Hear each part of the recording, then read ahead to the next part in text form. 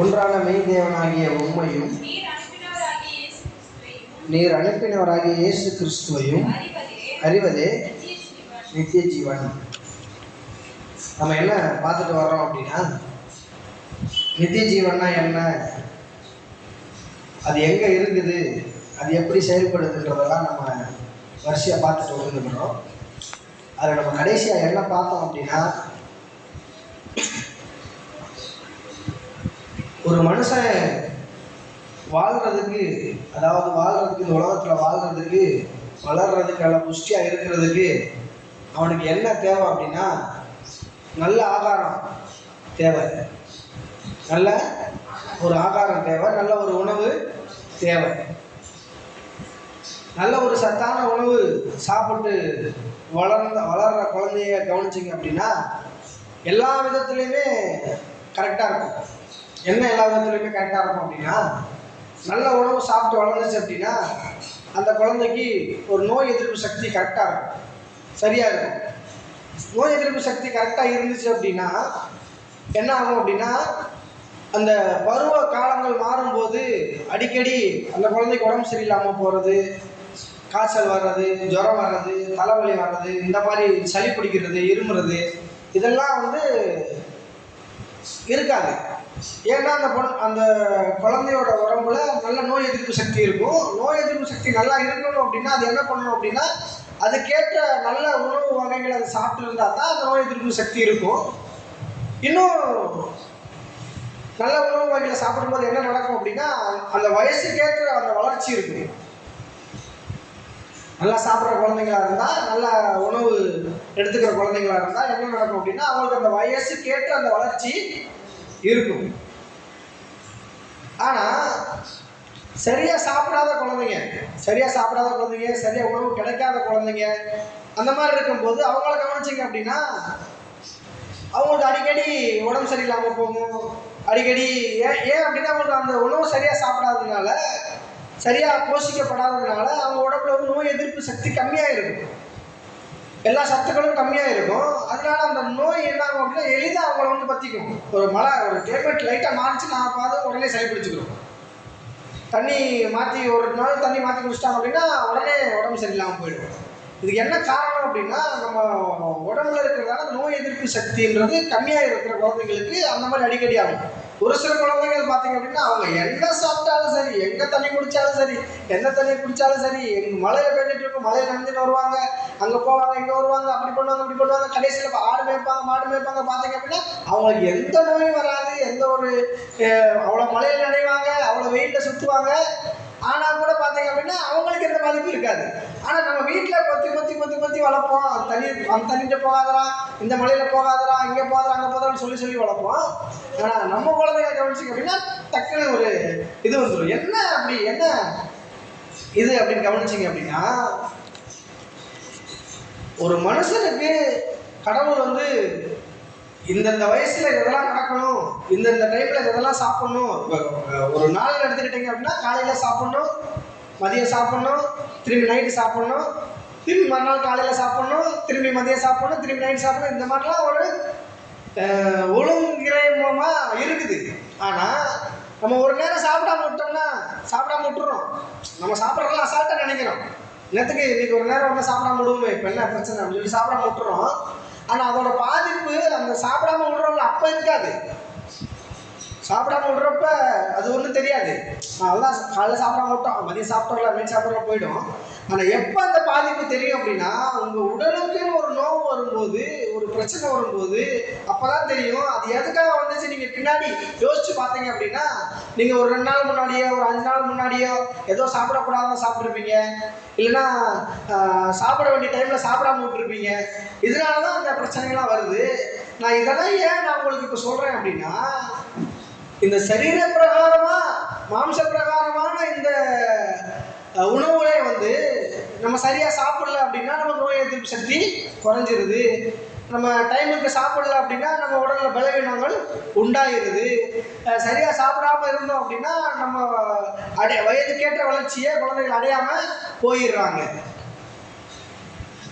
சரீர பிரகாரமாக இப்படி இருக்கும்போது ஆவிக்குரிய விதத்தில் எடுத்துக்கிட்டீங்க அப்படின்னா, ஒரு மனுஷன் எப்படி காலையில் சாப்பிடணும், நைட்டு சாப்பிடணும், திரும்பி காலையில் சாப்பிடணும், மதியம் சாப்பிடணும், நைட்டு சாப்பிடணும், ஈவினிங் ஸ்நாக்ஸு, திரும்பி 11 மணிக்கு டீ, அந்த மாதிரிலாம் இப்படி சாப்பிட்டே இருக்கிற மனுஷன் எப்படி சரியா அந்த காலங்கள் மாறி வரும்போது, மழை காலம் வரும்போது, குளிர்காலம் வரும்போதெல்லாம் அவனோட உடம்புல நோய் எதிர்ப்பு சக்தி செயல்பட்டு அவன் நோய் தாக்காம பாதுகாத்து கொள்ளுதோ, அதே மாதிரி இந்த ஆவிக்குரிய வாழ்க்கைனா என்ன அப்படின்னு கவனிச்சிங்க அப்படின்னா, நமக்கு எப்படி சரீர பிரகாரமான ஒரு உடல் நமக்கு இருக்குதோ, மாம்சம் நமக்கு இருக்குதோ, அதே மாதிரி நமக்கு ஆவி, ஆத்மா, சரீரம்னு நமக்கு இருக்குது. இந்த சரீரத்தை தான் நான் இப்போ உங்களுக்கு சொல்லிட்டு இருந்தேன்.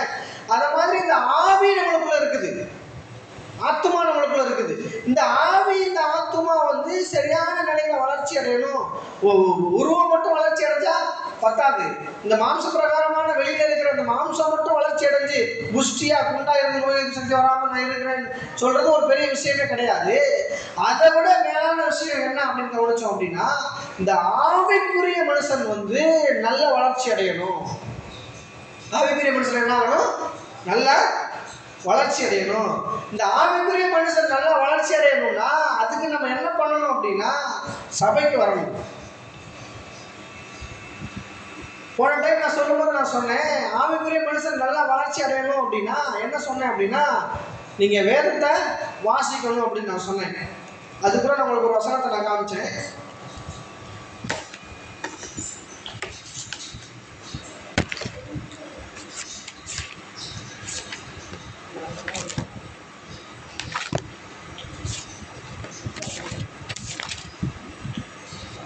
என்ன அப்படின்னா,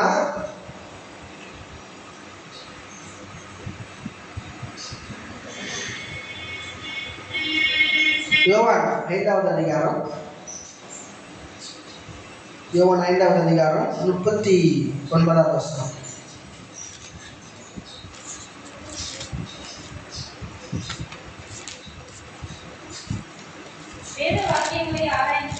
வேத வாக்கியங்களை ஆராய்ந்து பாருங்கள். போதும் சிஸ்டர். என்ன அப்படின்னு கவனிச்சிங்க அப்படின்னா, நான் சொன்னேன் போன டைமு, நம்ம எந்த அளவுக்கு வந்து வேதத்தில் ஆர்வமாக இருக்கிறோமோ, கடவுளுடைய வார்த்தையில் ஆர்வமாக இருக்கிறோமோ, எந்த அளவுக்கு வந்து கடவுளை வந்து அறிஞ்சுக்கணுன்றதுல ஆர்வமாக இருக்கிறோமோ, அந்த அளவுக்கு தான் வந்து நம்மளுடைய வாழ்க்கை வந்து ஆத்மா வந்து வளரும். ஆத்மா எந்த அளவுக்கு நமக்கு வளர்ந்து நிற்குதோ அந்த அளவுக்கு நம்ம ஆவிக்குரிய வாழ்க்கையில் வளர்ந்துருப்போம். ஆவிக்குரிய வாழ்க்கையில் வளர வளர வளர வளர என்ன நடக்கும் அப்படின்னா, கடவுளை அறிய அறிய அறிய அறிய நீங்கள் ஆவிக்குரிய வாழ்க்கையில் வளருவீங்க. ஆவிக்குரிய வாழ்க்கையில் வளர வளர வளர வளர, அதாவது வெளிப்புறமான வாழ்க்கையும் இந்த உலகம் நார்மலாக வாழ்ந்துட்டு இருக்க இந்த வாழ்க்கையில ஆவிக்குரிய அந்த ஆத்மா எந்த அளவுக்கு வளருதோ, ஆத்மா எந்த அளவுக்கு வளருதோ அதே அளவுக்கு தான் நமக்கு வெளிப்பிரகாரமான வாழ்க்கையும் வளர்ந்துருக்கும். எப்படி அப்படின்னா, ஒரு மரம் எந்த அளவுக்கு மண்ணுக்கடியில வேர் போடுதோ, எந்த அளவுக்கு மண்ணுக்கடியில வேர் போட்டு அது எங்கெல்லாம் தன்னோட வேரை நீடிச்சு அந்த வேரை கொண்டு போய் அது தேவையான நீர்ச்சத்தாக இருக்கட்டும், விட்டமின்ஸ்டாக இருக்கட்டும், பச்சையமாக இருக்கட்டும், மற்ற காரியங்கள்லாம் எந்த அளவுக்கு அது தேடி எடுத்துக்குதோ, மண்ணில் இருக்க சத்துக்களை எடுத்துக்குதோ அந்த அளவுக்கு அது வெளிப்பிரகாரமாக கவனிச்சிங்க அப்படின்னா நல்லா வளர்ந்துருக்கும். இப்போ ஒரு தென்னை மரம் எடுத்துக்கிட்டீங்க அப்படின்னா அது இவ்வளோ ஹைட்டுக்கு வளர்ந்துருக்கதை நீங்கள் பார்க்குறீங்க, வெளிப்புறவாரமாக ஒரு ஹைட்டுக்கு வளர்ந்துருக்கதை பார்க்குறீங்க. ஆனால் அதோட வேரை கவனிச்சிங்க அப்படின்னா அது 1 கிலோமீட்டர் வளர்ந்துருந்துச்சுன்னா ஒரு 5 கிலோமீட்டருக்கு அது வேறுபட்டுருக்கும். அதே மாதிரி நம்ம வெளிப்பிரகாரமாக நம்ம அதாவது நார்மலாக வாழ்கிற வாழ்க்கையில் நம்ம நல்லா இருக்கணும், நம்ம நல்ல வீடு கட்டணும், நல்ல கார் வாங்கணும், நல்ல அடுத்தவங்க மத்தியில் ஒரு அந்தஸ்தாக வாழணும் அப்படின்னு நம்ம நினைக்கிறோம், வாழணும்னு யோசிக்கிறோம். ஆனால் அந்த மாதிரி வாழணும் அப்படின்னா நம்ம ஏதோ கம்பெனியில் வேலை செய்கிறோம், சம்பாதிக்கிறோம், இன்னும் அதிகம் சம்பாதிச்சா அந்த மாதிரி ஆயிடலாம், இன்னொரு ஆயிரக்கணக்கில் சம்பாதிக்கிறவங்க வந்து நாங்கள் இன்னொரு பலாயிரக்கணக்காக சம்பாதிச்சோம்னா அந்த மாதிரி ஆயிடலாம், இல்லை பலாயிரக்கணக்காக சம்பாதிக்கிறவங்க லட்சக்கணக்கில் சம்பாதிச்சா அது மாதிரி ஆயிடலாம், லட்சக்கணக்கில் சம்பாதிக்கிறவங்க நம்ம கோடிக்கணக்கில் சம்பாதிச்சா அது மாதிரி ஆயிடலாம் அப்படின்னு யோசிக்கிறாங்க. ஆனால் ஆயிரக்கணக்கில் சம்பாதிக்கிறவங்க பலாயிரக்கணக்காக சம்பாதிக்கணும் அப்படின்னா அவங்களுடைய ஆத்மா வளர்ந்துருக்கணும். என்ன பிரதர் இப்படி சொல்றீங்க, ஆனால் எத்தனையோ பேர் ரட்சிக்கப்படாதவங்களாம் லட்சக்கணக்கில் சம்பாதிக்கிறாங்களே, கோடிக்கணக்கில் சம்பாதிக்கிறாங்களே அப்படின்னு நீங்கள் யோசிக்கலாம். அவங்க லட்சக்கணக்கில் சம்பாதிக்கிறாங்க அப்படின்னா, கோடிக்கணக்கில் சம்பாதிக்கிறாங்க அப்படின்னா, அவங்களுடைய ஆத்மா, அதாவது அவங்களோட உள்ளான மனிதன் அந்த அளவுக்கு கற்று வச்சிருப்பாங்க. அவங்களுக்கு அந்த அளவுக்கு அறிவு அவங்களுக்கு பெருகி இருக்கும். அந்த அளவுக்கு அவங்களுடைய பிஸ்னஸ்லையோ இல்லை அவங்க செய்கிற காரியங்கள்லையோ அவங்க செய்கிற தொழில்கள்லையோ அவங்களுக்கு அந்த அளவுக்கு நாலேஜ் அவங்க பெருகி இருக்கும். அந்த அளவுக்கு படிச்சிருப்பாங்க, அந்த அளவுக்கு அவங்களுக்கு எக்ஸ்பீரியன்ஸ் ஆகிருக்கும். அதெல்லாம் கற்றுக்கிட்டு தான் அவங்க அந்த அளவுக்கு சம்பாதிக்கிறாங்க. நான் என்ன சொல்ல வர்றேன் அப்படின்னா, எனக்கு ஏதோ படிக்க தெரியல, நான் முடியாததெல்லாம் யோசிக்காதீங்க. ஆனால் நீங்கள் இந்த வேதத்தை கவனிச்சிங்க அப்படின்னாவே, வேத காரியங்களை கவனிச்சிங்க அப்படின்னாவே, கடவுளுடைய வார்த்தையை கவனிச்சிங்கனாவே, உங்களுடைய இருதயம், உங்களுடைய ஆத்மா அந்த கடவுளுடைய வார்த்தையில எந்த அளவுக்கு வேர் போட்டு வளருதோ அந்த அளவுக்கு வெளிப்பிரகாரமாகவும் உங்களுடைய வாழ்க்கை செழிப்பாக மாறும் என்பதே சத்தியம். பிரியமானவர்களே, நாம் திருப்பலாம் எரேமியா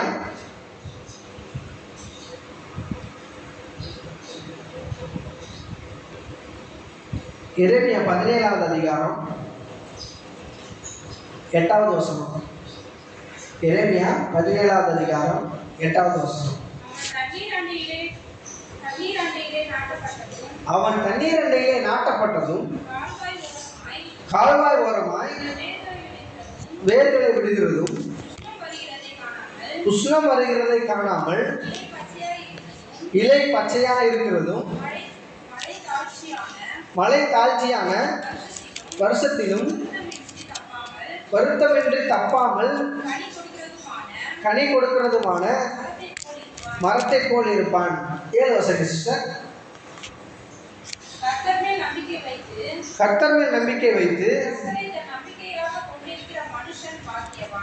யாரு அப்படின்னு கவனிச்சிங்க அப்படின்னா, நான் வாய்ச்சேன் 2வது வசனத்தில் வாய்ச்சேன். அவன் தண்ணீர் அண்டையிலே நாட்டப்பட்டு கால்வாய் ஓரமாய் தன் வேர்களை விடுகிறதும் உஷ்ணம் வருகிறதை காணாமல் இலை பச்சையா இருக்கிறதும் மழை தாழ்ச்சியான வருஷத்திலும் வருத்தமின்றி தப்பாமல் கனி கொடுக்கிறதுமான மரத்தை போல் இருப்பான். யார் அப்படி இருப்பான் அப்படின்னு கவனிச்சிங்க அப்படின்னா, கர்த்தர் மேல் நம்பிக்கை வைத்து கர்த்தரை தன் நம்பிக்கையாக கொண்டிருக்கிற மனுஷன்.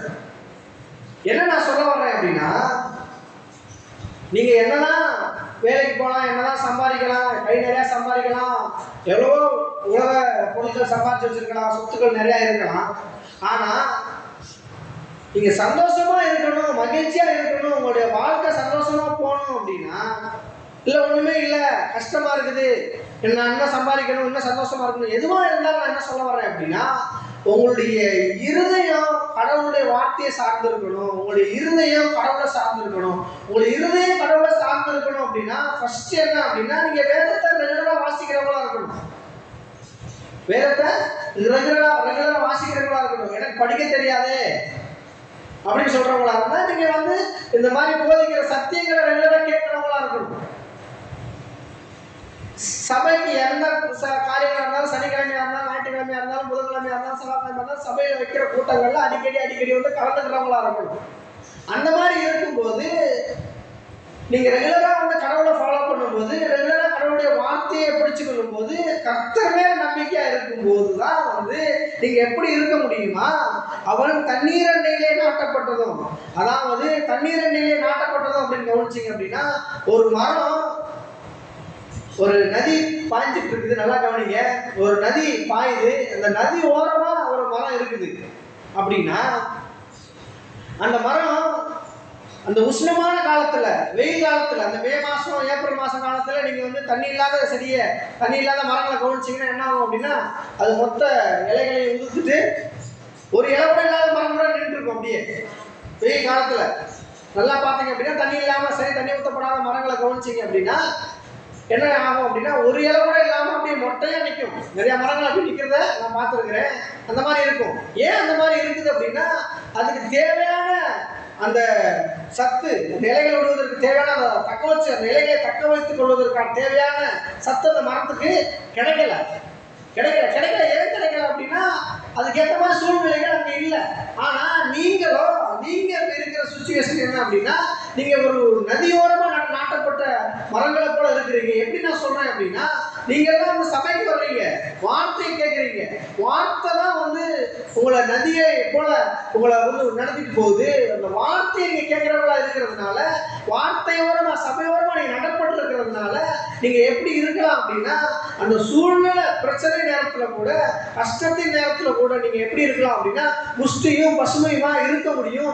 எப்படி நான் சொல்றேன் அப்படின்னா, கடவுளுடைய வார்த்தையிலே நாட்டப்பட்ட மனிதர்களா இருந்தீங்க அப்படின்னா அது அவங்க எப்படி இருப்பாங்க அப்படின்னா, அவன் தண்ணீர் அண்டையிலே நாட்டப்பட்டதும் கால்வாய் ஓரமாக தன் வேர்களை விடுகிறதும். கால்வாய் ஓரமாக தன் வேர்களை விடுறது அப்படின்னு எப்படின்னா, நீங்க வேர் எங்க போட்டிருக்கீங்க அப்படின்னா, நீங்க சபையில வேர் போட்டிருக்கிறீங்க, வார்த்தையில வேர் போட்டிருக்கிறீங்க, கடவுளுடைய வசனத்துல நீங்க வேர் போட்டிருந்தீங்க அப்படின்னா உங்களுக்கு தேவையான எல்லா போஷாக்கும் எங்க இருந்து போதிக்கப்படுது அப்படின்னா இந்த கடவுளுடைய வார்த்தையிலிருந்து போதிக்கப்படுகிறது. இந்த போஷாக்கெல்லாம் கடவுளுடைய வார்த்தையிலிருந்து போதிக்கப்படுறதுனால என்ன நடக்குது அப்படின்னா, வாசிங்க சிஸ்டர், உஷ்ணம் வருகிறதை காணாமல் உஷ்ணம் வருகிறதை காணாமல் இலை பச்சையா இருக்குது அப்படின்னா, வெயில் காலத்துல அந்த வறண்ட பூமியில இருக்கிற மரத்தை கம்பேர் பண்ணும்போது இந்த கால்வாய் ஓரமா நடப்பட்டிருக்கிற மரம், அந்த நதி ஓரமா நடப்பட்டிருக்கிற மரம் எப்படி இருக்கும் அப்படின்னா அது பச்சை பசேர்ந்து இருக்குமா. ஒரு இலை கூட உதிராம ஒரு மரத்தை பார்த்தோம் அப்படின்னா வெயில் காலம் மாதிரியே தெரியாது. மழை காலத்துல அந்த மரம் எப்படி பச்சை பசேர்ந்து இருக்குதோ அதே மாதிரி அந்த வெயில் காலத்துலயும் இருக்குமா.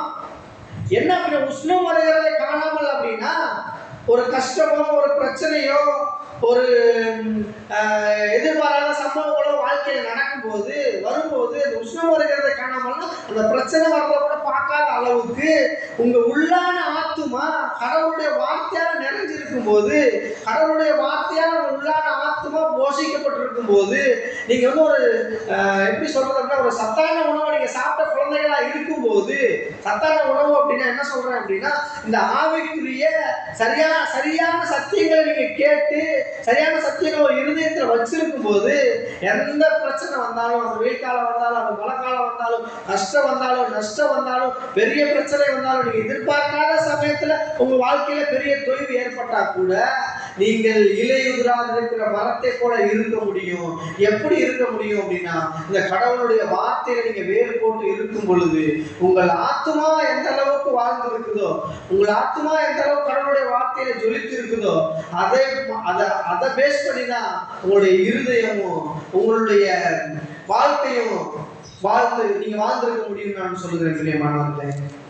இன்னும் நம்ம கவனிச்சோம் அப்படின்னா மழை தாழ்ச்சியான வருஷத்திலும், அதாவது ஒரு சில வருஷங்கள்லாம் மழையே பெய்யாம பஞ்சமாயி போச்சு, ஒண்ணுமே விளையல அப்படின்னு சொல்லுவாங்க. சிஸ்டர் கேள்விப்பட்டிருக்கீங்களா? ஈசாக்கு தெரியுமா? ஈசாக்கு தெரியுமா தெரியாதா? பைபிள்ல தான் இருக்கிறார். அவரு விதை விதைச்சாராம். நல்லா கவனிங்க. அவர் ஒரு தேசத்துல விதை விதைச்சாராம்.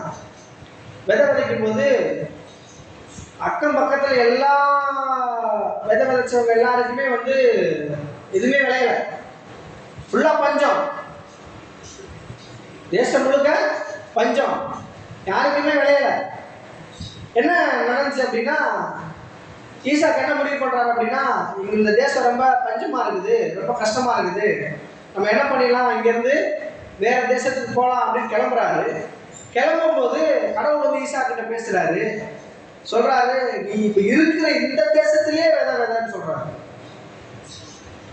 ஈசாக்கு யோசிச்சுருப்பாரு, என்ன ஆண்டவரே இப்படி சொல்றீங்க, ஆல்ரெடி வெயில் அடிச்சு காஞ்சு போய் பஞ்சத்துல யாருக்குமே விளையல, இங்க போய் திருப்பி விதை விதைக்க சொல்றீங்களே அப்படின்னு யோசிச்சிருப்பாரு. ஆனால் அவர் என்ன பண்ணார் அப்படின்னா கடவுளுடைய வார்த்தையை நம்பினாரு, கடவுளுடைய வார்த்தை மேல விசுவாசம் வச்சாரு, கடவுளுடைய வார்த்தையை ஏற்றுக்கொண்டாரு. ஏற்றுக்கொண்டு அந்த பஞ்சமான தேசத்துல அந்த வறண்ட பூமியில யாருக்குமே விளையாத அந்த பூமியில அவர் கடவுள் சொன்ன வார்த்தையை நம்பி விதை விதைக்கிறார். கடவுள் சொன்ன வார்த்தையை நம்பி விதை விதைக்கிறாரு. விதைச்சோன்னு என்ன நடக்குது அப்படின்னா யாருக்கு விளைஞ்சிச்சோ விளையலையோ, யாருக்கு பஞ்சம் உண்டாச்சோ உண்டாகலையோ, ஆனா ஈசாக்குக்கு 100 மடங்கு பலனை கொடுத்தது. நான் என்ன சொல்ல வர்றேன் அப்படின்னா கடவுளுடைய வார்த்தையை நீங்க நம்பி இருந்தீங்க அப்படின்னா, கடவுளுடைய வார்த்தை ஓரமா நாட்டப்பட்டவர்களாக நீங்க இருந்தீங்க இருந்தீங்க அப்படின்னா, கடவுளுடைய வார்த்தையாக இந்த நதியோரமா, இந்த கால்வாயோரமா நாட்டப்பட்ட பிள்ளைகளா நீங்க இருந்தீங்க அப்படின்னா, இந்த வார்த்தையில கவனம் செலுத்துகிற பிள்ளைகளா நீங்க இருந்தீங்க அப்படின்னா, இந்த வார்த்தையை கூர்ந்து கவனிக்கிற பிள்ளைகளா நீங்க இருந்தீங்க அப்படின்னா, இந்த வார்த்தையில வளர்ற பிள்ளைகளா நீங்க இருந்தீங்க அப்படின்னா, ஈசாக்கின் தேவன் உங்களுடைய தேவனாக இருக்கிறார். பிரியமானவர்களே, நீங்கள் கையிட்டு செய்கிற எல்லா காரியங்களிலும் உங்களுக்கு 100 மடங்கு ஆசீர்வாதத்தை தருவதற்கு இவர் உங்கள் மேல பிரியமா இருக்கிறார். இவர் உங்களை ஆசீர்வதிக்க ஆவலா இருக்கிறார். பிரியமானவர்களே, என்ன அப்படின்னு கவனிச்சீங்க அப்படின்னா, நீங்க செய்ய வேண்டியது என்ன அப்படின்னா, கடவுளுடைய வார்த்தை மேல கவனமா இருக்கணும். கடவுளுடைய வார்த்தை மேல நீங்க தியானமா இருக்கணும். நீங்க வேதம் வாசிக்கிறீங்க, பைபிள் படிக்கிறோம், ஏதோ ஏனாலும் படிக்காம ஒரு வசனம் படிச்சா கூட நல்ல ஒரு வசனத்தை அந்த இருதயத்துல வச்சு அந்த வசனத்தை ஆராய்ச்சி, அந்த வசனத்தை எனக்காக கொடுக்கப்பட்டிருக்கு, இந்த வசனம் எனக்கு என்ன சொல்ல வருதுன்றத நீங்க தேடுனீங்கன்னா, கண்டிப்பா நான் சொல்றேன், உங்களுடைய ஆத்துமா எந்த அளவுக்கு வாழ்ந்து இருக்குதோ அதே மாதிரி உங்களுடைய வாழ்க்கை முழுவதுமா செழிப்பாக மாறும் என்பதே சத்தியம். பிரியமானவர்களே, நீங்க நித்திய ஜீவனை அடையிறதுன்றது அப்புறம், ஆனா நித்திய ஜீவனை அடையணும் அப்படின்னா நீங்க வார்த்தையில வளரணும். வார்த்தையில வளர வளர வளர வேத வாக்கியங்கள் ஆராய ஆராய ஆராய என்ன நடக்கும் அப்படின்னா, உங்களுக்குள்ளாக இருதயத்துல மறுரூபம் உண்டாகும். மறுரூபம் உண்டாக உண்டாக உண்டாக என்ன ஆகும் அப்படின்னா, நீங்க மட்டும் இல்ல, நல்லா கவனிங்க, நீங்க உங்க இருதயத்துல ஒரு மறுரூபம் உண்டாச்சு அப்படின்னா நீங்க மட்டும் முன்னேறி போறது கிடையாது, அக்கம் பக்கத்துல இருக்கிறவங்களுக்கு ஆலோசனை சொல்லுற அளவுக்கு கடவுள் உங்களுடைய இருதயத்தை சாலமோனை விட ஞானவான்களா அவங்கள கடவுள் மாற்றுறதுக்கு ரெடியா இருக்கிறாரு. என்ன கவனிச்சோம் அப்படின்னா, இன்னும் மேல போனோம் அப்படின்னா, நான் சொன்னேன் ஈசாக்கு ஒண்ணுமே இல்லாத பூமியில விதை விதைச்சான், அவனுக்கு நல்லா விளைஞ்சிச்சு அப்படின்னு சொல்லி சொன்னேன். பேதுரு அப்படின்னு ஒருத்தர் இருக்கிறான், தெரியுமா உங்களுக்கு? பேதுரு தெரியுமா? பேதுரு தான் இயேசுநாதர் கூட இருந்த சீசர்கள்ல முக்கியமான சீசர்ல அவரும் ஒருத்தர், முக்கியமான 3 சீசர்ல அவரும் ஒருத்தர் பேதுரு. அவருக்கு என்ன நடந்துச்சு அப்படின்னா, அவர் ஒரு மீனவன், மீன் பிடிக்கிற தொழில் செய்கிறவர் தான் அவர். அவர் என்ன பண்றாரு அப்படின்னா, மீன் பிடிக்கிறதுக்காக கடலுக்குள்ள போறாங்க. கடலுக்குள்ள போயிட்டு ரொம்ப ஆர்வமா மீன் பிடிக்க போயிருப்பாங்க. இன்னைக்கு நம்ம மீன் பிடிக்க போறோம், நல்ல நிறைய மீன்கள் பிடிச்சிட்டு நம்ம நிறைய விற்று காசு எடுத்துட்டு போய் வீட்டில் கொண்டு போய் கொடுத்து குழந்தை குட்டிகளை கூட சந்தோஷமா இருக்கலாம் அப்படின்ற ஒரு நம்பிக்கையோட அவர் மீன் பிடிக்கிறதுக்கு போறாரு. போயிட்டு நைட்டில் தான் போவாங்க மீன் பிடிக்கிறதுக்கு. மீன் பிடிக்க போயிட்டு நைட்டு ஃபுல்லாக அவங்க மீன் பிடிக்கிறதுல அவர் எக்ஸ்பர்ட், நல்லா எக்ஸ்பீரியன்ஸான ஆள், ரொம்ப அனுபவமுள்ள ஆள் மீன் பிடிக்கிறதுல. எங்கே மீன் இருக்கும், எந்த இடத்துல வலை போட்டால் மீன் சிக்கும், எந்த இடத்துல மீன் இருக்காதுன்றதெல்லாம் எல்லாமே தெரிஞ்ச ஆளுங்க தான் அவங்க. ஆனால் அன்னைக்கு இரவு என்ன நடக்குது அப்படின்னா, இவர் போகிறாரு, கடலுக்குள்ளே போகிறாங்க, போய் எல்லாம் சேர்ந்து மீன் பிடிக்கிறாங்க. மீன் பிடிச்சி ஈவினிங்காக போனவங்க நைட்டு முழுக்க மீன் பிடிச்சி காலையில் விடிஞ்சிருச்சு. விடுதிற வரைக்கும் அவங்களுக்கு ஒரு மீன் கூட கிடைக்கல. விடிகிற வரைக்கும் ஒரு மீன் கூட கிடைக்கல. நீங்க அதே மாதிரி உங்களுடைய வாழ்க்கையில ஒரு காரியத்தை எடுத்தேறி செய்ய போறீங்க, இதை செய்யலாம் நினைக்கிறீங்க, அந்த காரியத்தை இப்படி பண்ணலாம், அப்படி செய்யலாம், இந்த காரியம் இப்படி பண்ணணும் நீங்க எடுத்தேறி ஒரு காரியத்தை செஞ்சு பாக்குறீங்க. ஆனா கூட அந்த காரியம் வாய்க்கவே மாட்டுது. இந்த காரியம் எனக்கு வாய்க்கவே மாட்டுது. இது எப்படியாவது வீடை கட்டிடலாம்னு நினைக்கிறேன், இந்த கடனை எப்படியாவது அடைச்சிடலாம்னு நினைக்கிறேன், இந்த பிள்ளைய எப்படியாவது நல்லா படிக்க வச்சிடலாம், நல்ல ஸ்கூல்ல படிக்க வச்சிடலாம்னு நினைக்கிறேன்னு நீங்க யோசிக்கிறீங்க, செய்யணும்னு நினைக்கிறீங்க. அந்த பேதுரு மாதிரியே நீங்க எடுக்கிற முயற்சிகள் எல்லாமே தோல்வியிலேயே முடியுது. அப்படின்னா தோல்வியிலேயே முடியுது, இதுதான் நடக்க மாட்டுது, அப்படி செய்ய மாட்டுது, நான் கைது செஞ்சா கூட ஒரு காரியம் வாய்க்க மாட்டுது அப்படின்னு யோசிக்கிற நிலைமையில நீங்க இருந்தீங்க அப்படின்னா, நான் சொல்றேன், ஒரு பேதுரு என்ன பண்றாரு அப்படின்னா, சோகமா கரையில உட்காந்து வலையில அலசின்னு உட்காந்துட்டு இருக்கிறாரு. வலையை அலசிட்டு உட்காந்துட்டு இருக்கும்போது அந்த வழியில இயேசு வர்றாரு. இயேசு பேதுருவிட்ட கேட்கிறாரு, உன் படகை எனக்கு குடுன்னு கேட்கிறாரு. பேதுரு சொல்றாரு, சரி எடுத்துக்கோங்க அப்படின்னு சொல்றாரு. உடனே படகை கொஞ்சம் கடல் உள்ள தள்ளிட்டு போயிட்டு அங்க இருக்கிற மக்களுக்கெல்லாம் அவர் கொஞ்சம் பிரசங்கம் பண்றாரு. இயேசு பிரசங்கம் பண்ணி முடிச்சுட்டு பேதுருக்கிட்ட சொல்றாரு, நல்லா படகு ஆழத்தில் தள்ளி கொண்டு போய் வலையை போடுங்க அப்படின்னு சொல்றாரு. சொன்ன உடனே பேதுரு சொல்றாரு, ஐயரே நாங்க இரவு முழுவதும் பிரயாசப்பட்டோம், ஒரு மீன் கூட சிக்கலை அப்படின்னு சொல்லி சொல்றாரு. என்ன அர்த்தம் அப்படின்னா, நாங்க நைட்டு ஃபுல்லா வேலை செஞ்சோம், ஆனா கூட ஒரு மீன் கூட சிக்கலை. இப்ப பகல் ஆயிடுச்சு, இப்ப பகல்ல வலை போட்டா எந்த மீன் வந்து நமக்கு சிக்கும்? நைட்ல வலை போட்டா எந்த மீனும் சிக்கலை. இப்போ விடிஞ்சிருச்சு, பகல் வந்துருச்சு. பகல்ல போய் நாங்கள் எந்த காலத்துல மீன் பிடிச்சதே கிடையாது. காலகாலமா நாங்கள் மீன் பிடிக்கிற ஆளுங்க, எங்களுக்கு எவ்வளவோ எக்ஸ்பீரியன்ஸ் இருக்குது. ஆனால் நாங்கள் பகல்ல போய் ஒரு நாள் கூட மீன் பிடிச்சதே கிடையாது. பகல்ல போனால் எந்த மீனுமே சிக்காது, நைட்ல போனால் தான் மீன் சிக்கும். ஆனாலும் நல்லா கவனிங்க, ஆனாலும் உங்களுடைய வார்த்தையின்படி நான் வலைய போடுறேன் அப்படின்னு சொல்றாரு. நான் சொல்றேன், நீங்க இவ்வளவு காலமா என்ன காரியங்கள் வேணா செஞ்சுட்டு இருந்திருக்கலாம், இதை பண்ணலாம் அதை பண்ணலாம், அப்படி முன்னேறிடலாம் இப்படி முன்னேறிடலாம் செஞ்சிருக்கலாம், ஆனா ஒரு காரியம் கூட வாய்க்காம போயிருக்கலாம். இன்னைக்கு நான் சொல்றேன், எப்படி பேதுரு வந்து கடவுளுடைய வார்த்தைப்படி நான் போய் வலைய போடுவேன்னு சொல்லி போட்டானோ, அதே மாதிரி இன்னைக்கு நீங்க இந்த வார்த்தையை எடுத்துட்டு போங்க. இந்த நீதியின் வார்த்தையை எடுத்துட்டு போய் நீங்க இதுவரைக்கும் செஞ்சுட்டு இருந்த அதே காரியத்தை இப்ப நான் நீதியின் வார்த்தையை எடுத்துட்டு வந்து, கடவுள் சொன்ன வார்த்தை நிமித்தமாக நான் இந்த தொழிலை தொடங்க போறேன், கடவுள் சொன்ன வார்த்தை நிமித்தமாக நான் இந்த காரியத்தை நான் செய்ய போறேன், இதுல எனக்கு கண்டிப்பா வெற்றி கிடைக்கும், உங்களுடைய வார்த்தைப்படி நான் செய்ய போறேன்னு சொல்லி நீங்க போய் செய்யுங்க. நான் சொல்லுகிறேன், பேதுரு அவனுடைய வாழ்க்கையில அது வரைக்கும் நல்லா கவனிங்க, அவனுடைய லைஃப்ல அவன் எத்தனை வருஷம் மீன் பிடிச்சிருந்தானோ அத்தனை வருஷம் மீன் பிடிச்சதை காட்டினோம், அன்னைக்கு அவன் அதிகமா மீன் பிடிச்சான். அவன் படகு நிறைஞ்சு அந்த படகு கொள்ளாம அக்கம் பக்கத்தில் இருக்கிற படகுகளை சைகை காட்டி கூப்பிட்டு அந்த படகையும் நிரப்புறான். அந்த அளவுக்கு அவனுடைய வாழ்க்கையிலே ஆசீர்வாதம் வந்து அவன் கதவை தட்டினது. பிரியமானவர்களே, நான் சொல்லுகிறேன், இன்றைக்கு இங்க உட்கார்ந்து கொண்டிருக்கிறவங்களுக்கு நான் அதை செஞ்சனே இதை செஞ்சனே அப்படி செஞ்சனே இப்படி செஞ்சனே எனக்கு அது நடக்கவே நடக்கலையே நீங்க யோசித்துக் கொண்டிருக்கலாம். நான் சொல்லுகிறேன், இயேசு இன்றைக்கு இந்த வார்த்தையின் மூலமாக உங்களுடைய கதவை தட்டுகிறார். பிரியமானவர்களே, இயேசு இந்த வார்த்தையின் மூலமாக உங்களுடைய பிரச்சனையின் கதவை தட்டுகிறார். பிரியமானவர்களே, இன்றைக்கு அந்த பிரச்சனைக்கு முடிவு வருது. எப்படி பேதுருவுக்கு அன்னைக்கு அந்த வாழ்க்கைக்கு முடிவு வந்ததோ அதை போலவே இன்றைக்கு இந்த வார்த்தை மூலமாக கடவுள் உங்களோடு கூட பேசிக் கொண்டிருக்கிறார். உங்களுடைய வாழ்க்கையிலே என்ன பிரச்சனையா இருந்தாலும் அது எனக்கு தெரியாது, ஆனால் உங்களுடைய இருதயத்தின் உள்ளின் திரியங்களை ஆராய்ந்து அறிகிற தேவன் ஒருவர் இருக்கிறார். பிரியமானவர்களே, உங்களுடைய எல்லா தேவைகளையும் அவர் அறிந்திருக்கிறார். அந்த தேவைகளுக்குரிய எல்லா விஷயங்களையும் அதை நடத்தி முடிக்கக்கூடிய ஒரு வல்லமையை உங்களுக்குள்ளாக வைத்திருக்கிறார் என்பதுதான் சத்தியம். பிரியமானவர்களே, எப்படி பேதுரு ஆசீர்வதிச்சாரோ அவன் ஆச்சரியப்படுறான், ரொம்ப ஆச்சரியப்பட்டு பிரமிப்பு உண்டாயிருச்சு அங்கிருந்து அவங்களுக்கு எல்லாருக்கும்.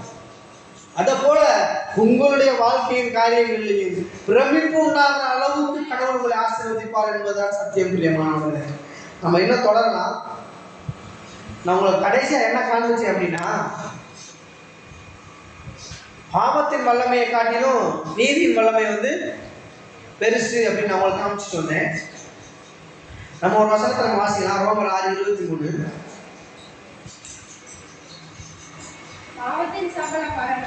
பாவத்தின் சம்பளம் மரணம், தேவனுடைய கிருபை வரணும், நம்முடைய கர்த்தராகிய இயேசு கிறிஸ்துவின் மூலமாக உண்டான நித்திய ஜீவன். நம்ம என்ன கவனிச்சுட்டு வரோன்றது உங்களுக்கு ஞாபகம் இருக்கா? நித்திய ஜீவன் தான் பார்த்துட்டு வரோம்.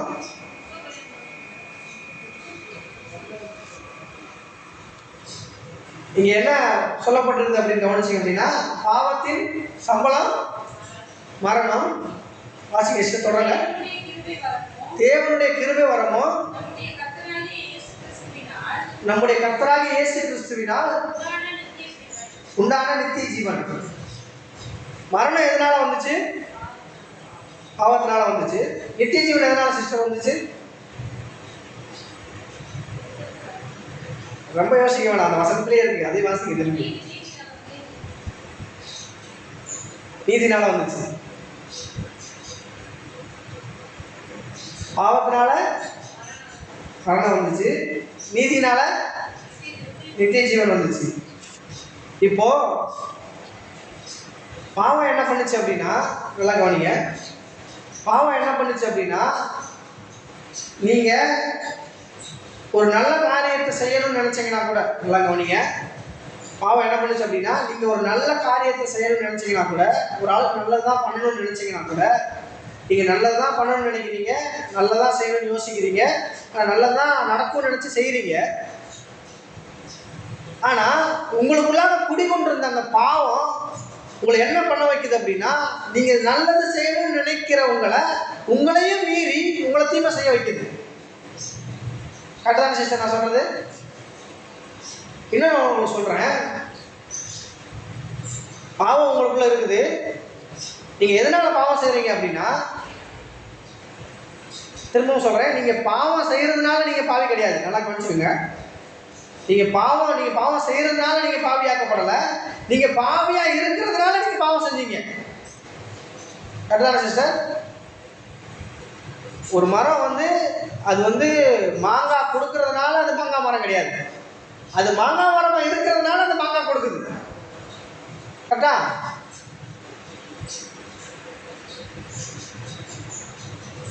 காக்கா அது கருப்பா இருக்கிறதுனால அது காக்கா கிடையாது. அது காக்காவா இருக்கிறதுனால அது கருப்பா இருக்கு. கரெக்டான சிஸ்டர் நான் சொல்றது? அதாவது ஆதாம் ஒவ்வொரு விலங்குகளுக்கும் கடவுள் விலங்குகளை படைச்சு ஆதாம் முன்னாடி கூட்டிட்டு வர்றாரு. ஆதாம் தான் எல்லா விலங்குகளுக்கும் பேர் வைக்கிறான். அவன் ஒரு விலங்கை பார்த்து இது யானை அப்படின்னு சொன்னான்னா அது இன்னைக்கு வரைக்கும் யானையாக தான் இருக்கு. புரியுதா சிஸ்டர்? அவன் ஒரு விலங்கை பார்த்து பூனை அப்படின்னு சொல்லி சொன்னான்னா அது இன்னைக்கு வரைக்கும் பூனையாக தான் இருக்குது. யானைன்னு சொல்றதுல என்ன மீனிங் அடங்கி இருக்குது அப்படின்னா, அவன் ஒரு விலங்கை பார்த்து யானை அப்படின்னு சொல்லிட்டான் அப்படின்னா அந்த யானைக்குரிய குணாதிசயங்கள் அதுக்கு இருக்கும். ஒரு விலங்கை பார்த்து அவன் பூனைன்னு அன்னைக்கு சொல்லிட்டான் அப்படின்னா அந்த பூனைன்ற குணாதிசயங்கள் அது அவனுக்கு இருக்கும். நம்ம குழந்தைங்களுக்கு நம்ம பேர் வைக்கிறோம் இல்லையா, நம்ம சாதாரணமாக பேர் வச்சிடறோம். ஆனால் பேர் வைக்கிறதுல அவ்வளோ பெரிய விஷயம் பின்னாடி அடங்கி இருக்குது. நீங்கள் என்ன பேர் வைக்கிறீங்களோ உங்கள் குழந்தைக்கு என்ன நீங்கள் பேர் வைக்கிறீங்களோ அந்த குணாதிசயங்கள் தான் அந்த குழந்தைக்கு வழங்கும். பேர் எப்படியே சாலமோன்னு பேர் வச்சுட்டு அறிவில்லாதவனை இங்கே வாடா அப்படின்னு கூப்பிடுறது, அது மாதிரி பண்ணும்போது என்ன நடக்குது அப்படின்னா, நம்ம வாயிலே நம்ம உச்சரிக்கிறோம் நம்ம குழந்தைய ஒன்றும் தெரியாதவன் அறிவில்லாதவன் முட்டாள் அப்படின்னு நம்மளே சொல்கிறோம். விளங்காதவனை இங்கே வாடா அப்படின்னு கூப்பிடுறது. இது பிறந்துச்சு பாரு என் வயிற்றுல, அன்னையிலேருந்தே தருத்துறோம். இது என்ன நடக்குது அப்படின்னா, நம்ம வாயில நம்ம தான் சொல்கிறோம். அன்னைக்கு ஆனா நம்ம வாயில அது யானைன்னு சொன்னான்னா அது யானை, அது பூனைன்னு சொன்னான்னா அது பூனை. இப்போ என்னாச்சு அப்படின்னா, இந்த பாவம் என்ன பண்ணுச்சு அப்படின்னா ஒவ்வொரு மனுஷனையும் பாவியாக்கிருச்சு. நீங்க பாவியா இருக்கிறதுனால நீங்க பாவம் செஞ்சீங்க. நீங்க பாவம் செஞ்சதுனால நீங்க பாவி கிடையாது. நல்லா கவனிச்சுக்கோங்க, அதான் சொல்ல வரேன். நீங்க பாவம் செஞ்சதுனால நீங்க பாவி கிடையாது. நீங்க பாவியா இருக்கிறதுனால நீங்க பாவம் செய்றீங்க. இப்போ அப்படியே ஆப்போசிட்டா, நல்லா கவனிங்க, அப்படியே ஆப்போசிட்டா அந்த பாவம் என்ன ஆயிடுச்சு அப்படின்னா இயேசு கிறிஸ்துவின் மூலமாக, நல்லா கவனிங்க, கிருபை வரமோ வாசிங்க சிஸ்டர், கிருபை வரமோ பாவத்தின் சம்பளம் மரணம், தேவனுடைய கிருபை வரமோ நம்முடைய கர்த்தராகிய இயேசு கிறிஸ்துவினால் உண்டான நித்திய ஜீவன். நல்லா கவனிங்க, நம்முடைய கர்த்தராகிய இயேசு கிறிஸ்துவினால் உண்டான நித்திய ஜீவன் அப்படின்னா எப்படின்னா, பாவம் எப்படி உங்களுக்குள்ள வந்துச்சு அப்படின்னா, ஆதாம் பாவம் செஞ்சா நீங்க வம்சாவளியா வரும்போது ஆதாமுடைய வம்சத்துல வந்ததுனால பாவம் உங்களுக்குள்ள வந்துருச்சு. அதனால நீங்க பாவியா இருந்தீங்க, பாவியா இருந்தா நீங்க பாவம் செஞ்சீங்க. இப்போ என்ன ஆயிடுச்சு அப்படின்னா, இந்த இயேசு கிறிஸ்துவின் மூலமாக நித்திய ஜீவன் உண்டாயிருக்குது. இந்த இயேசு கிறிஸ்துவின் மூலமா எப்படி நித்திய ஜீவன் உண்டாச்சு அப்படின்னா, இயேசு சிலுவையில என்ன பண்ணார் அப்படின்னா, உங்களுடைய பாவத்தை அவர் ஏற்றுக்கொண்டாரு. உங்களுடைய பாவத்தை அவர் ஏற்றுக்கொண்டாரு. அவர் பாவத்தை அவர் ஏற்றுக்கொண்டதுனால என்ன நடந்துச்சு அப்படின்னா, அவர்கிட்ட இருந்து நீதி உங்களுக்கு வந்துருச்சு. அவர்கிட்ட இருந்து நீதி உங்களுக்கு வந்துருச்சு. இந்த நீதி வந்ததுனால தான் இயேசு கிறிஸ்துவின் மூலமா அந்த நித்திய ஜீவன் உண்டாயிருக்குன்னு வசனம் சொல்லுது. இப்போ நான் என்ன சொல்ல வரேன் அப்படின்னா, நீங்க பாவியா இருக்கும்போது, நீங்க பாவம் செஞ்சதுனால பாவியாகாம பாவியா இருந்ததுனால நீங்க பாவம் செஞ்சீங்க. பாவியா இருந்ததுனால தீமை நன்மையான காரியங்கள் செஞ்சீங்க. இன்னைக்கு அந்த பாவம் இயேசு கிறிஸ்துவினுடைய தலைக்கு போயிருச்சு, நீதி உங்களுக்குள்ள வந்துருச்சு. இப்ப என்ன நடக்கும் அப்படின்னா, சொல்லுங்க சிஸ்டர், பாவம் உங்களுக்குள்ள இருந்துச்சு, அதனால நீங்க பாவம் பண்ணீங்க. இப்போ உலகத்தில் இருக்கிற எல்லா மனுஷங்களையும் எடுத்துக்கங்களேன், ஏன் தீமை பண்ணுறாங்க, ஏன் இது பண்ணுறாங்க அப்படின்னா, ஆதாமுடைய வித்து அவனுக்குள்ள இருக்கிறதுனால அவனை எப்படி அழிக்கலாம், அவனை எப்படி கெடுக்கலாம், அவனை எப்படி முன்னேற விடாமல் பண்ணலாம் அப்படின்னு யோசிக்கிறாங்க. இதே இயேசு கிறிஸ்துவினுடைய வித்து நம்மளுக்குள்ள இருந்துச்சு அப்படின்னா, அந்த நீதி நம்மளுக்குள்ள இருந்துச்சு அப்படின்னா, இப்போ நம்ம என்ன யோசிப்போம் அப்படின்னா, அவன் கஷ்டப்படுறானா அவனுக்கு எப்படி உதவி செய்யலாம், இவன் கஷ்டப்படுறானா இவனை எப்படி தூக்கி விடலாம், இவன் இவ்வளோ கஷ்டத்தில் இருக்கிறானா இவனை எப்படி மேலே கொண்டு வரலாம், இப்படி தானே யோசிக்கும். அதாவது பாவம் உங்களுக்குள்ள இருக்கும்போது உங்களை பாவம் செய்ய வச்சிச்சு அப்படின்னா, இந்த நீதி உங்களுக்குள்ள இருக்கும்போது உங்களை நன்மையான காரியங்களை செய்ய வைக்கணும். ஏன்னா பாவத்துக்கு சம்பளம் வரணும் அப்படின்னா நீதியின் சம்பளம் நித்திய ஜீவன். நான் சொல்ற கரெக்டான சிஸ்டர்? இன்னும் கவனிச்சோம் அப்படின்னா, பாவத்தை காட்டிலும் நல்லா கவனிங்க, பாவம் என்ன பண்ணும் அப்படின்னா, பாவம் ஒரு மனுஷனுக்குள்ள இருந்துச்சு அப்படின்னா, ஒரு நல்லா இருக்கிற ஒரு மனுஷனுக்குள்ள பாவம் வந்துச்சு அப்படின்னா, ஒரு நார்மலா நல்லா வாழ்ந்துட்டு இருக்கிற ஒரு மனுஷன், அந்த மனுஷனுக்குள்ள பாவம் வந்துச்சுன்னா, சாத்தான் அவனுக்குள்ள வந்துட்டாரு, பிசாசு அவனுக்குள்ள வந்துட்டானா, அவர் என்ன பண்ணும் அப்படின்னா, நல்ல நிலைமையில இருக்கிற அவருக்கு ஒரு பிரச்சனையை உண்டு பண்ணி, ஒரு கஷ்டத்தை உண்டு பண்ணி, அவரை நல்ல நிலைமையில இருந்தவரை பிரச்சனைக்குள்ளாக்கி, இல்லாமைக்குள்ளாக்கி, தரித்திரத்துக்குள்ளாக்கி, நோயை கொடுத்து, நோய் மூலமாக அவருக்கு இருந்த எல்லா சொத்து பத்துகள் எல்லாம் அந்த நோயின் மூலமாக நோய்க்கு செலவு பண்ணுறேன் அப்படின்னு சொல்லி அந்த சொத்தெல்லாம் கரைச்சி கடைசியில் அவரை தரித்திரமாக்கி, அந்த நோய் என்ன பண்ணுது அப்படின்னா ஃபைனலாக அவரை கொண்டு போய் மரணத்தில் கொண்டு போய் சேர்த்துருது. இது பாவம் செய்கிற காரியம். பாவத்தால் கடைசியாக என்ன பண்ண முடியும் அப்படின்னா, நம்மளை சாவடிக்க முடியும், நம்ம மரணத்தில் கொண்டு போய் சேர்க்க முடியும். ஆனால் இந்த நீதி என்ன பண்ணுவோம்னா, நல்லா கவனிங்க, இந்த நீதி என்ன பண்ணும் அப்படின்னா, ஒரு மனுஷன் நல்லா கவனிங்க, ஒரு மனுஷன் நல்லா கோடீஸ்வரனா நல்லா செழிப்பா ஒரு அந்தஸ்தா உலகத்தில் வாழ்ந்துட்டு இருக்கிறான். அந்த மனுஷனுக்குள்ள பாவம் போயிருச்சு, பாவம் போய் அவனுக்கு ஒரு நோயை கொடுத்துருச்சு. அந்த நோய் என்னாச்சு அப்படின்னா, நோயின் மூலமா அவனுடைய பிரச்சனைகள்லாம் மாறி, அவனுடைய கஷ்டங்கள்லாம் மாறி, எல்லாமே சொத்துக்கள்லாம் அழிஞ்சு கடைசியில் தரித்திரத்தில் கொண்டு போய் இப்போ என்னாச்சு அப்படின்னா, அந்த மனுஷன் படுத்த படுக்கையில் இருக்கிறான். இப்போ நாளைக்கு செத்துருவான், நாளைக்கு நாளை கழிச்சு இன்னொரு வாரம் அப்படி சாகிற ஸ்டேஜுக்கு போயிட்டான். இப்போ சொந்த பந்தங்கள்லாம் என்ன பண்ணுறாங்க அப்படின்னா, இவனால் என்ன பிரயோஜனம், ஒரு பிரயோஜனம் இல்லை, இவனை கணிச்சு என்ன ஆக போகுது அப்படின்னு யோசிக்கிறாங்க, அப்படின்னு சிந்திக்கிறாங்க. ஆனால் அந்த சூழ்நிலையில் நல்லா கவனிங்க, அந்த சூழ்நிலையில் அந்த படுக்கையாக இருக்கிற அந்த மனுஷன் ஒன்றுமே செய்ய முடியாது. இனிமேல் அடுத்த நிமிஷத்துக்கு அவன் என்ன பண்ண போறான்னு தெரியல. அந்த சூழ்நிலையில் இருக்கும்போது இவன் இந்த கடவுளுடைய வார்த்தையை கேள்விப்படுறான். நல்லா கவனிங்க, இவன் இந்த கடவுளுடைய வார்த்தையை கேள்விப்படுறான், இந்த நீதியின் வார்த்தையை இவன் கேள்விப்படுறான், இந்த சத்தியத்தின் வார்த்தையை இவன் கேள்விப்படுறான், இந்த நித்திய ஜீவனின் வார்த்தையை இவன் கேள்விப்படுறான். இந்த வார்த்தை என்ன பண்ணுது அப்படின்னா, நல்லா கவனிங்க சிஸ்டர், இந்த வார்த்தை என்ன பண்ணுது அப்படின்னா, இப்போ ஒரு படுத்த படுக்கையா இருக்கிற ஒரு மனுஷன், அவனால் அசைக்க கூட முடியாது, அவ்வளோதான்.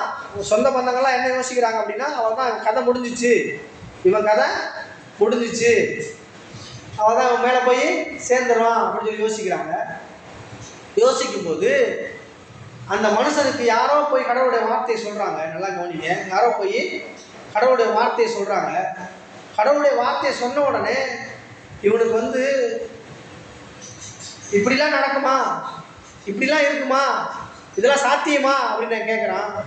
அவன் ஒரே ஒரு வார்த்தை மட்டும் சொல்கிறாங்க, விசுவாசிக்கிறவனுக்கு எல்லாம் கூடும், விசுவாசிக்கிறவனுக்கு எல்லாம் கூடும்.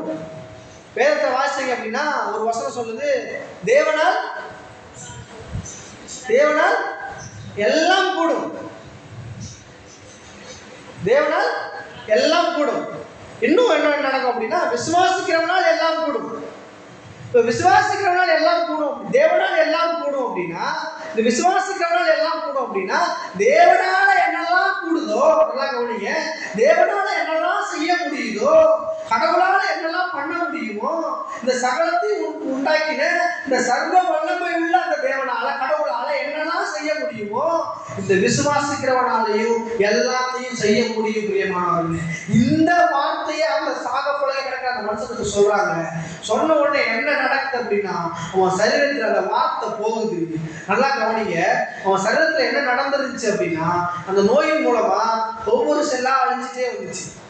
இந்த ரத்தத்தில் இருக்கிறதான ஒவ்வொரு செல்லும் அழிஞ்சுக்கிட்டே வந்துட்டு இருந்துச்சு. இப்போ ஃபைனலா முடிவா கடைசியா ஒரு சில செல்கள் உயிரோட இருக்குது. அந்த செல்களும் சாகர நிலைமையில இருக்குது, உயிர் பிரிய நிலைமையில இருக்குது. ஆனா இந்த தேவனால் எல்லாம் கூடுன்ற வார்த்தை, இந்த விசுவாசிக்கிறவனால் எல்லாம் கூடுன்ற வார்த்தை அந்த உயிரோட இருக்கிற சில செல்களுக்கு கூடாக சென்று அந்த செல்களுக்கு உயிரை கொடுத்து, அந்த ரத்தத்தில் இருக்கிற செல்களுக்கு உயிரை கொடுத்து இந்த மனுஷனுக்கு இருக்கிறதான அந்த வியாதி படுக்கையை மாற்றி போடுகிறது பிரியமானவர்களே. அவனுடைய சரீரத்துக்கு சுகத்தை கொடுக்கிறது. அவன் சரீரத்தில் இருக்கிறதான எல்லா செல்களுக்கும் உயிரை கொடுக்குது. எல்லா ரத்தம் எல்லாம் வந்து நாடி நரம்புகள் எல்லாம் வார்த்தையினால மறுரூபம் அடைஞ்சு எப்படி ஒரு பிறந்த குழந்தைக்கு சரீரம் இருக்குமோ அதே போல எல்லா உறுப்புகளும் உயிர்ப்பிக்கப்படுகிறது பிரியமானவர்களே. எல்லா உறுப்புகளும் உயிர்ப்பிக்கப்பட்டு இந்த மனுஷன் எழுந்து நிற்கிறான், நடக்கிறான், சாப்பிட ஆரம்பிக்கிறான். திரும்பி வந்து உடல் உறுப்புகள்லாம் நல்லா செயல்பட ஆரம்பிக்குது. திரும்பி வீட்டுக்கு வர்றான். சொந்த பந்தங்கள்லாம் ஆச்சரியப்படுறாங்க, எப்படி இவனுக்கு இப்படி நடந்துச்சு அப்படின்னு ஆச்சரியப்படுறாங்க. என்னவெல்லாம் அவன் விட்டானோ, நல்லா கவனிங்க, என்னத்தெல்லாம் வந்து அவன் வந்து அவனுக்கு இல்லாம போச்சோ, என்னவெல்லாம் அவனுக்கு வந்து எப்படி ஒரு சொத்து 10 கோடி சோழம் வாழ்ந்துட்டு இருந்தவனுக்கு இந்த நோயின் மூலமா ஒன்றும் இல்லாம தரித்திரமா கஷ்டமா இல்லாம போயிருச்சு. ஆனா இந்த வார்த்தையை விசுவாசிச்சதுனால, இந்த வார்த்தையை ஏற்றுக்கொண்டதுனால மறுபடியும் நல்லா கவனிங்க, மறுபடியும் என்ன நடக்குது அப்படின்னா, எவ்வளவு சொத்துக்கள்லாம் விட்டானோ அதை விட கோடி மடங்கு இந்த மனிதனுக்கு திரும்ப வருகிறது பிரியமானவர்களே. இதுதான் நீதியின் வல்லமை பிரியமானவர்களே. எங்க நடந்துச்சு அப்படின்னு கவனிச்சிங்க அப்படின்னா, என்ன பிரதர் ஏதோ கலகதையா சொல்றீங்களே அப்படின்னு நீங்க நினைக்கிறீங்க. இல்ல பிரதர், இல்ல சிஸ்டர், நான் சொல்றேன். யோபின் புஸ்தகத்தை நீங்க போய் வாசிச்சு பாருங்க. அந்த மனுஷன் கோடீஸ்வரனா வாழ்ந்துட்டு இருந்தான். அந்த மனுஷன் லட்சாதிபதியா வாழ்ந்துட்டு இருந்தான். அவனுக்கு ஒண்ணுமில்லாம போச்சு, எதுவுமே இல்லாம போச்சு, ஜீரோல வந்து நின்னான். அவன் உயிரே இல்லாம போயிருப்பான். அவன் பொண்டாட்டியே அவனை வந்து சொல்றாங்க, நீ வந்து தேவனை தூசித்து ஜீவனை விடு அப்படின்னு சொல்லி சொல்றாங்க. அந்த நிலைமைக்கு வந்துட்டான். ஆனா அவன் கடவுள் மேல இருந்த நம்பிக்கையை விடவே இல்லை. கடவுளுடைய வார்த்தை மேல இருந்த நம்பிக்கையை விடவே இல்லை. நான் சொல்லுகிறேன், பாவம் உங்களை ஒண்ணுமில்லாமல் ஆக்கும் அப்படின்னா, பாவம் உங்களை நாசமாக்கும் அப்படின்னா, பாவம் உங்களை வந்து நல்லா இருக்கிறவங்களை வந்து ஒரு நோயை கொடுத்து, உங்களுக்கு கஷ்டத்தை கொடுத்து, உங்களை இல்லாம கொண்டு போய் முடியும் அப்படின்னா, இந்த நீதியின் வல்லமை நீங்க இல்லாமையில, தரித்திரத்துல, கஷ்டத்துல, நோயில, கடல்ல வாழ்ந்துட்டு இருக்கிறவங்களை இந்த நீதியின் வல்லமையை நீங்க நம்பினீங்க அப்படின்னா, இந்த நீதியின் வார்த்தையை நீங்க நம்பினீங்க அப்படின்னா, இந்த நித்திய ஜீவனின் வார்த்தையை நீங்க நம்பினீங்க அப்படின்னா, எதுவுமே தேவையில்லை சிஸ்டர். எந்த ஒரு வழியும் உங்களுக்கு திறக்க தேவையில்லை. 1000 வழிகள் அடைக்கப்பட்டிருந்தாலும் இந்த நீதியின் வல்லமையை நீங்கள் நம்பும் பொழுது உங்களை கோடீஸ்வரன் ஆக்குவதற்கு தேவன் கோடி வழிகளை வைத்திருக்கிறார் பிரியமானவர்களே. ஆனா அதுக்கு நம்ம என்ன பண்ணணும் அப்படின்னா, வார்த்தையை நம்பணும், வார்த்தையை விசுவாசிக்கணும். உன் ஆத்துமா வாழ்வது போல நீ எல்லாவற்றையும் வாழ்ந்து சுகமா இருக்கணும் அப்படின்னா, நான் சொல்லுகிறேன், இந்த நீதியின் வல்லமையை நீங்கள் நம்ப வேண்டும் பிரியமானவர்களே. இந்த நித்திய ஜீவனின் வல்லமையை நீங்கள் நம்ப வேண்டும் பிரியமானவர்களே.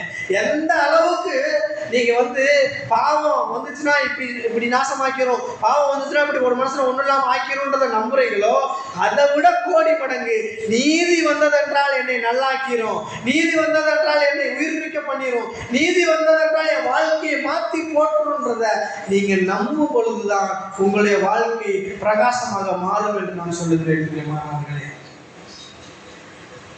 எங்க வீட்டுல இப்படி இருக்குதே கஷ்டம், என் குடும்பத்துல இப்படி இருக்குதே கஷ்டம், எங்க வீட்டுக்காரர் இப்படி இருக்கிறாரு, அதையே திரும்பி யோசிக்கிறது.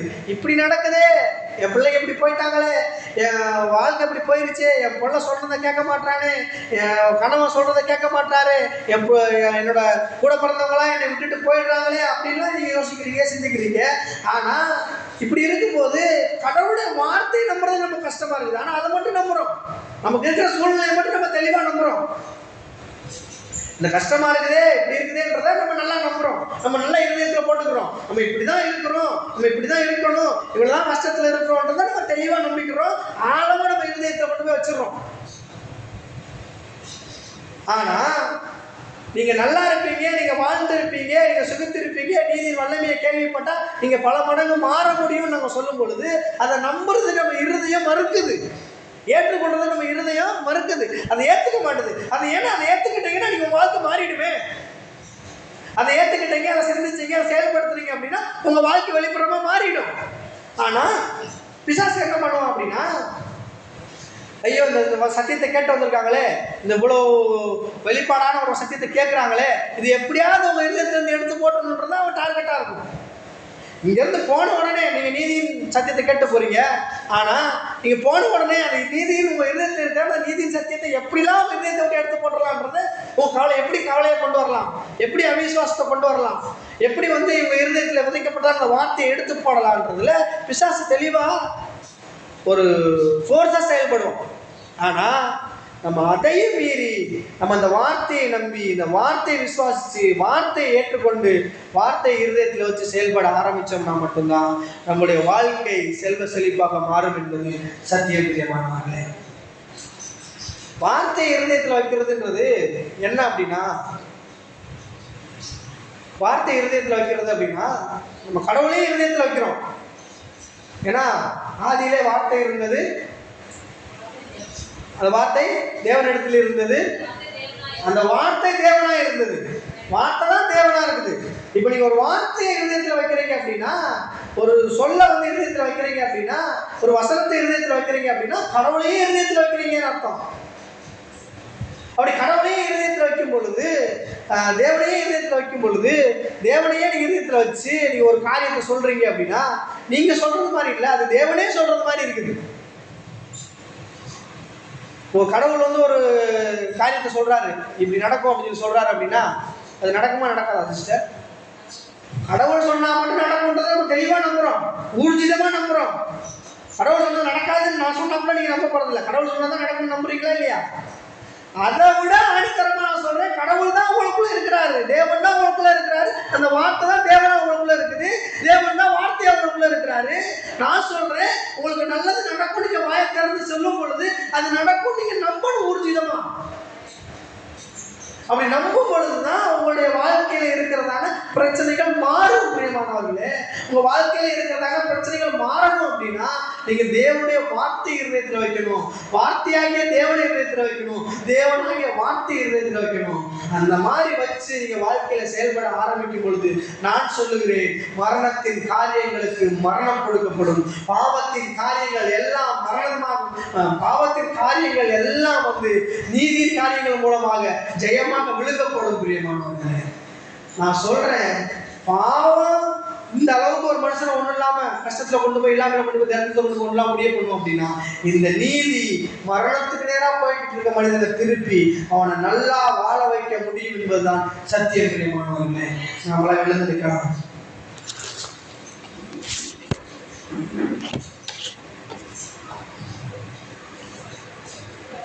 தேசப்பா துதிக்கிறோம், நல்லவரை நன்றி சொல்லுகிறோம். கர்த்தாவே, பரிசுத்தரே நாங்கள் துதிக்கிறோம் ஐயா. நீதி தேவனே நாங்கள் துதிக்கிறோம். கர்த்தாவே, அப்பா, பாவத்தின் வல்லமையை காட்டிலும் அப்பா நீர் எங்களுக்காக சேர்த்து வைத்திருக்கிறதான நீதியின் வல்லமை கோடி மடங்கு பெரியதாக இருக்கிறது என்பதை நாங்கள் அறிந்து கொள்ள கர்த்தர் எங்களுக்கு அனுக்கிரகம் செய்தீரே. அதற்காக நாங்கள் கோடான கோடி நன்றி சொல்லுகிறோம். கர்த்தாவே, அப்பா, வெளிப்புறமான மாம்சத்தை நாங்கள் கர்த்தாவே எந்த அளவுக்கு உணவு ஊட்டி நாங்கள் பாதுகாத்து வளர்க்கிறோமோ அதை காட்டிலும் அதிகமான அப்பா மடங்கு கேர் எடுத்து கர்த்தாவே ஆவிக்குரிய மனிதனை வளர்க்க கர்த்தர் எங்களுக்கு அனுக்கிரகம் செய்கிறாங்க.